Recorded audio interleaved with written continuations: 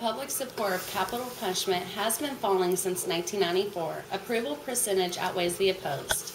In 2012, in favor was 63% and opposed was 32% out of the Republican, Independent, and Democratic parties. The percentage was 80% Republican, 65% Independent, and 51% Democratic who supported the death penalty.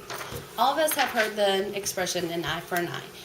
An eye for an eye is the principle that a person who has injured another person be penalized to a similar degree. There should be consequences for taking an innocent person's life. I believe there are 4 main points everyone should know about the death penalty and why we need it in our justice system. It's expensive to hold an inmate in prison for a life sentence. The death penalty gives closure to the victims' families who have suffered enough. Prisoners who are often paroled out have a chance to kill again, and it contributes to the problem of overcrowded jails. I will now take you through why the death penalty should be approved in all 50 states. First of all, everyone should be informed why the death penalty is not cruel or unusual as it says in the Bill of Rights. To me, capital punishment is a form of social self-defense. In some cases, the most heinous crimes, the death penalty may be the only appropriate punishment. Some people believe that it's right to take a life to save a life of someone else, but they wouldn't vote to take the life of a convicted criminal, no matter how horrible the crime. Others believe killing another person for any reason is simply wrong. I respect those opinions, but I disagree with them. I'm convinced that the government has a duty to promote community defense. The death penalty, when applied in appropriate cases, can be a strong deterrent to crime, and is certainly a deterrent to the convicted criminal sentenced to death, and it's also a deterrent to other potential capital offenders, as said by John Ashcroft. According to CNN, state prisons spend more than $30 billion annually, and the Bureau of Prison budget $5 billion just for 182,000 federal inmates in just 1 year. A prison has to provide the prisoners with security, medicine, education, maintenance, and technology. Also, more prisons means more guards. From a prisoner, they also spend a lot of money as well.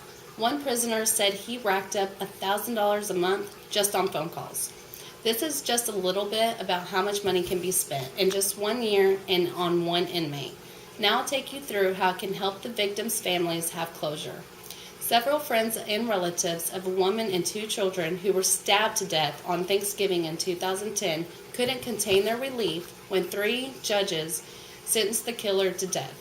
Families of the victims will have closure because they will know that person will not and cannot ever hurt or kill another human being again.